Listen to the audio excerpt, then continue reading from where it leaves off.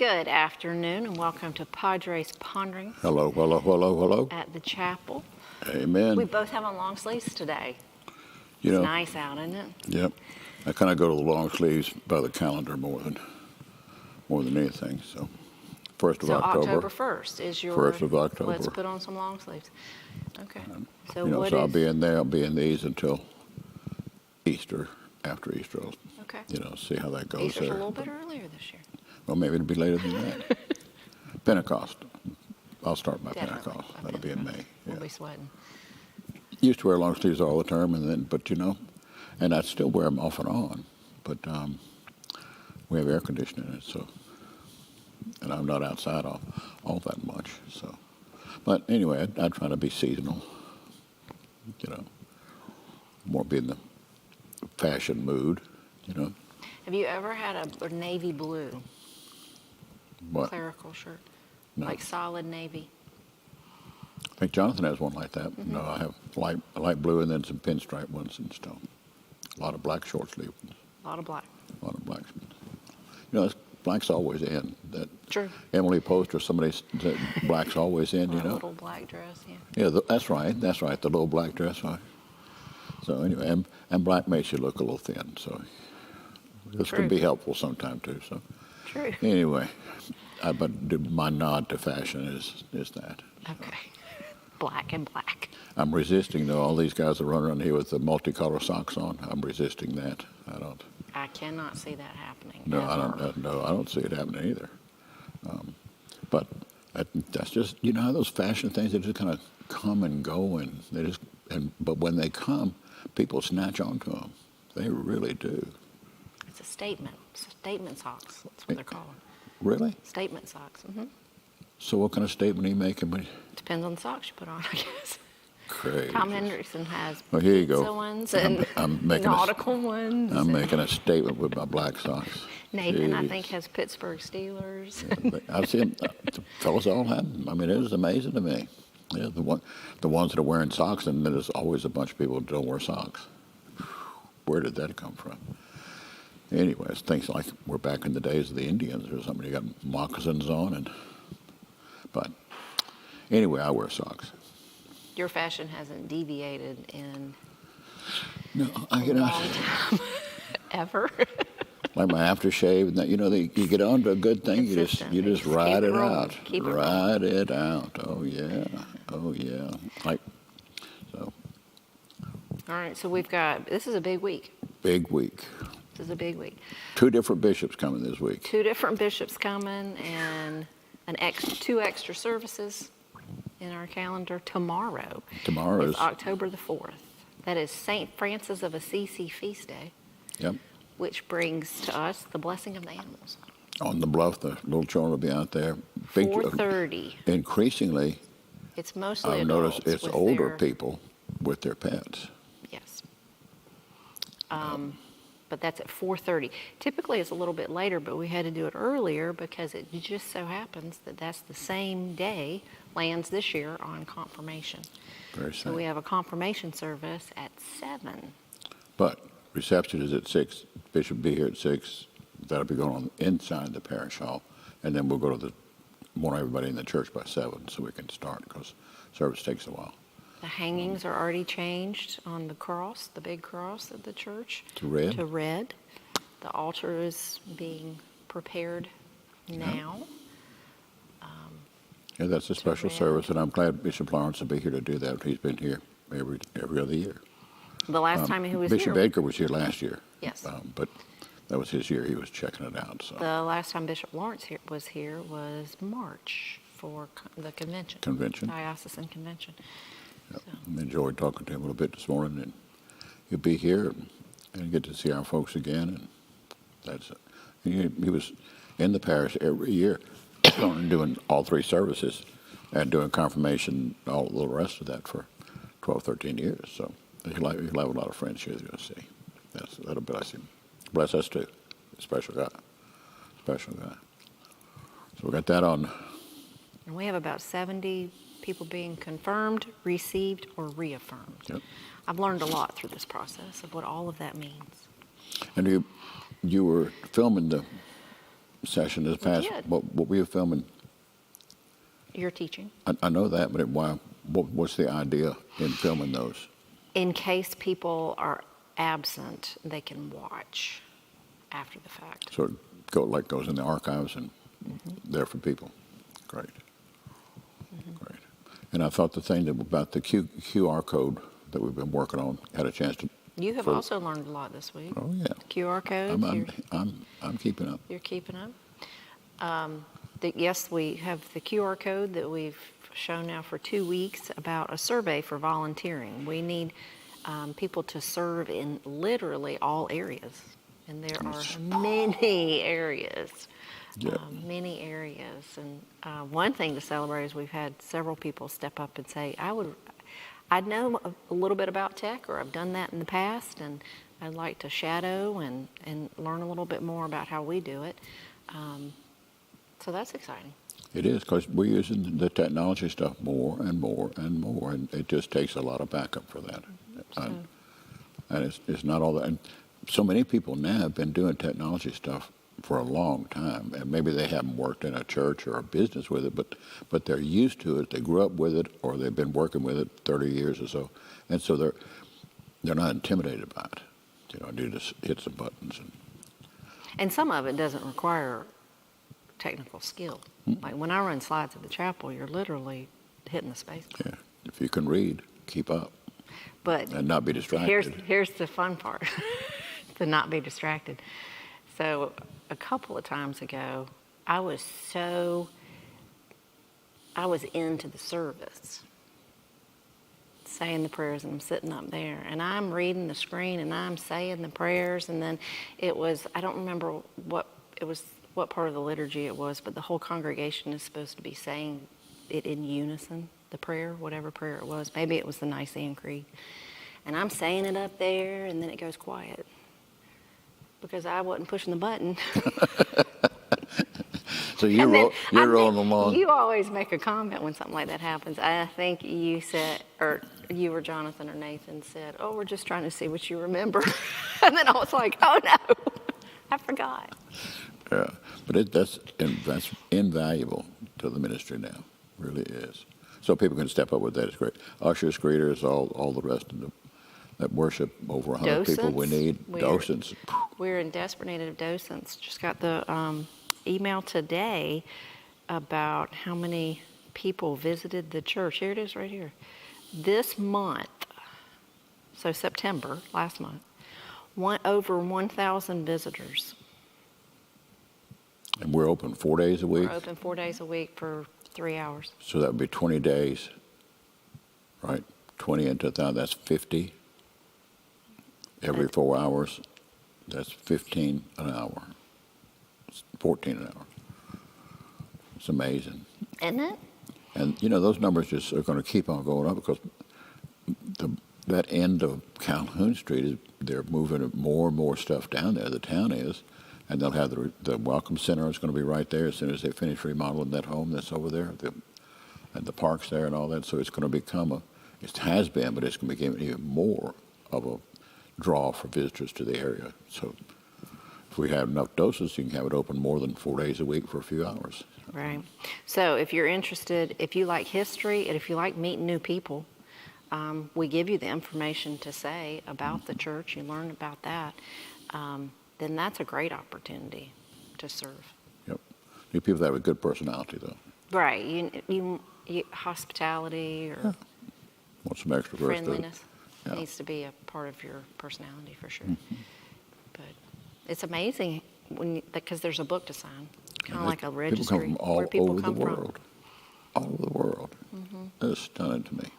Yeah. All right. So then we got that service. That confirmation. It's a big one. And then what else is happening? That's a marker for me. Confirmation. Then it's our regular. But this weekend is another big one. That is the bishop's going to be here in this space. That's important. At the 9 o'clock service. And that's the first time that's going to happen. Always before when the bishops have come, they go to the historic campus.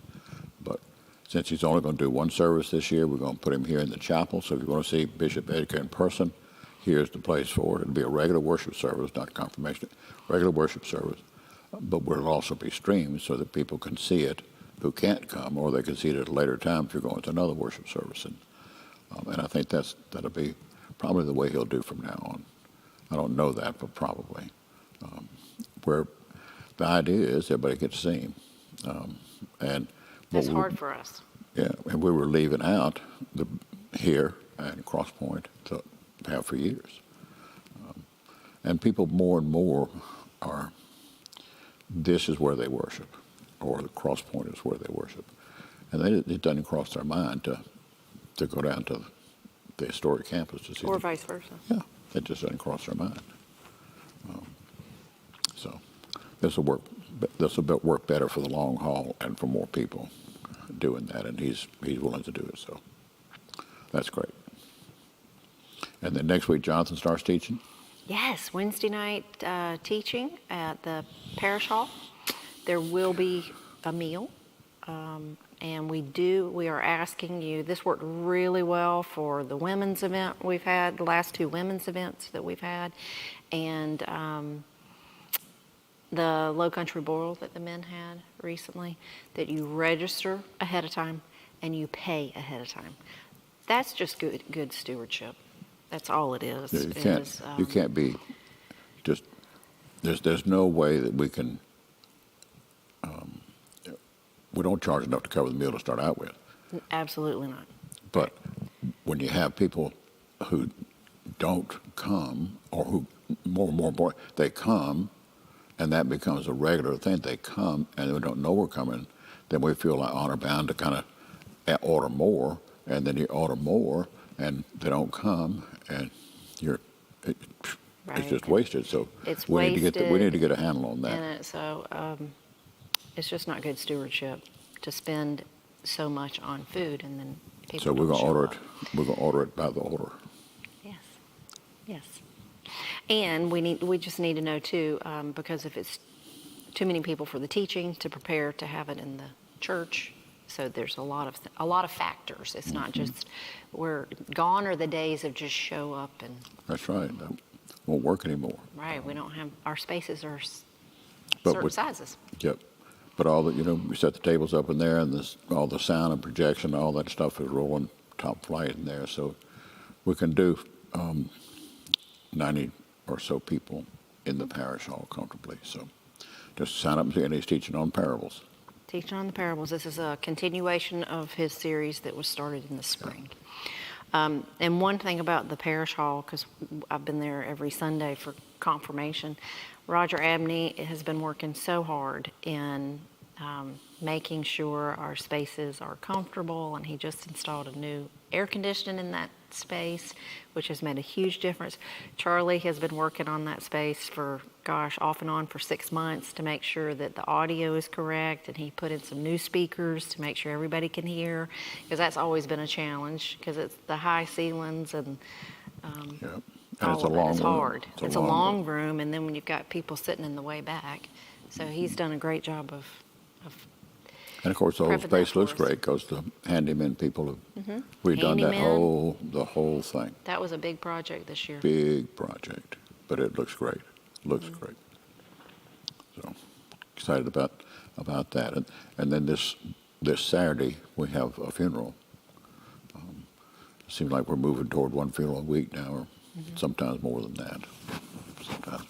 But this Saturday is Jane Steve, 2:00. So that's the circle of life. Busy place. down Circle of there. life. Busy place. And so what's happening at the school is Nathan told me this morning they need to be careful to park in an assigned place on Friday. Yes, there's a color run on Friday, and they haven't told me where to tell you to park your black car. I'm waiting on those directions from Miss Christy Wheat. They But do she that. takes care of you. I don't want you to know understand. that. I She don't takes care understand of what's going on there. They- I mean, I see all the colors and stuff on the road. It's like they're throwing. They are throwing. It's like a chalky, it's not a dye, but it's like a chalky substance with different colors. If you just break it down, it's a fundraiser. FUN. FUND. What? Well, I don't. What's the idea? How do you get the money? So back in the day, we used to sell chocolate bars. Remember? So people sponsor a child to run in these fun things. It's just a cute fundraiser. The kids And the love idea it. is you're running through people who are throwing and people colors. are throwing, yes. And then at the end, you look, you're covered with color. It's fun. FUN for most people, not you. You know, I don't think when I was No, that's 2 years old that would have been fun. I think They're throwing it might things have at been you. when And, you were 2. Yes. okay. So looking out your window, I'm not sure exactly what the route is, but if you're planning on coming to the chapel on Friday, It's in the morning time. it's in the morning, but just be aware it's going to be busy. They usually do a lot of it on the field, so No, that's you'll good. be able to look out your window and see it. Great. But we will know where to tell you to park your car so it doesn't get Fun run. covered in Fun. colors. Fun run. Yes. Okay. And it's already, Charlie, is it the end of the first quarter? Thursday's the end of the first quarter. Oh my goodness. Already first quarter is over. It is amazing to me. Time just, I know it's not getting faster and it's not getting slower. No, we're just But it busy. just does seem to be going by quick. Doesn't it to you? Yes. It's like, what happened to September? I mean, here we are in October, and I saw something flip across the news about 90-something days till Christmas, and you know we blew past 6 weeks till Thanksgiving. blew past Halloween. That was the point they were making. Halloween stuff, if you hadn't got it, it's too late because they're moving on to Christmas stuff already now because Christmas is so close. And they're thinking that people are not going to be spending as much money on Christmas this year, and so they're spreading it out over 3 months so that people can buy along and along and along on Christmas. And I think the idea is they want to buy more and more and more. But anyway, that's what it is. But I'm glad they're blowing past Halloween. That's not much of a holiday there. The next day, All Saints Day. Saints Day. That's a better one. good day, but that just gets lost in the weird stuff. But that's another story. All Saints Day is November 1st. So you're not going to have your porch lights on for Halloween? Nope. Nope. I did like that Halloween commercial I saw where the one person comes up dressed up like one kind of candy bar, and then another one comes up dressed up, and there's two of them. And one's in one kind of candy bar, and one's in the other kind of candy bar. And then a little girl comes up between them, and she's got both of them on it, so the lady gives her 2. And each one of them gets 1, gives her 2. Cute. So, yeah. But yeah, I'm not much on Halloween. No, we won't have the lights on. Because we have a lot of kids in the neighborhood. And I noticed seeing the decorations already out in the front yards with the looks like cobwebs and stuff they hang around. Pumpkins. Yeah, now your mom has pumpkins on the front porch. Yeah, your house is decorated for fall. For fall. Not Halloween, Yeah, but for for fall, fall. for sure. For fall. I live vicariously through your house. I did buy the Southern Living magazine that was the fall edition, and I put it on the coffee table. That's my fall decoration. So that's your fall decoration. It is. Whoa. Like, I can't keep up with that stuff like I used to. And that's okay. See, Mama's right? accumulated these That's okay. things. Yeah, she's accumulated stuff for every season, and she changes stuff out. She loves all that. And so that's I great. walk to your house and, And this is you lovely. can savor it. You can savor it. But I don't have to put it away, vicariously. right? Vicariously. I live vicariously through your So I house. take it your porch lights are not going to be open or not going to be on either. Actually, the last 2 Halloweens, the trend is in the neighborhood that you sit at the end of the driveway so the kids don't have to walk all the way up and put effort into getting candy. So you sit at the end of the driveway and pass it out there until it gets dark or however long you want to. So the past 2 Halloweens, that's what we did. That's good. And the driveways are side by side, so you kind of can take care of both of them. And I have to confess, we only do that because my husband buys the candy. I'm not a Halloween person. Like, I would go, if I was by myself and he was out of town that day, I would go inside and hide. My kind of person. I don't do scary. I don't do My kind of any person. of that. Any of that. Yeah. And this year we got Becca's around the corner. Yep. So she'll be able to be in the neighborhoods at the end of her driveway I'll out have there. to give her the information on what the protocol is. There you go. Yes. To get with the program. Yes. You're going to start seeing, for the food bank, we're going to do, a lot of times in the holidays, we'll do a special, what was the one we did pancakes, baby? At Easter, we did a pancake breakfast meal bag for the families, and something special at Christmas and different times. So for Thanksgiving this year, you'll start seeing a list of items so that we can provide Thanksgiving for our community families through the food bank. So start looking for the Loop on Sundays if you're at services, and we'll post it in the e-news on the Thursday email that comes out so that we can gather up. It's usually stuffing and cans of corn and cornbread and different things like that. So they're making the assumption people know what to do with it. Yep. Most people do. Most people do. So that's always a big ministry. The school jumps on board with that mission as well, and they will be collecting food before Thanksgiving, and it's fun to see how much they Sweet get into potatoes it, would be in there. That would be under, wouldn't it? Yep, usually candy yams or something like that. Another thing that's creeping up, we just got a delivery of 2 pallets of shoeboxes for Operation Christmas Child. And those will be start giving out at the end of October. So it's already time for that. Charlie sent me a picture Now the they other day have of the that. pallets. When are the shoeboxes back in? If we start giving them out It's like, it's before Thanksgiving. before Thanksgiving, okay. Then that all the sorting and Because stuff then goes. then they have to go to the warehouse. Yeah. Right. And I imagine 8th graders will be going from cross schools and going up there That's again. always a mission for the 8th graders. And be on the lookout, because we're going to have something different this year that we are going to be adding on. So if you don't want to go and buy the items to go in your shoebox, we're going to give you a QR code where you can go on the website and you can pay the money and somebody else will pack your box, but it'll count towards our box count.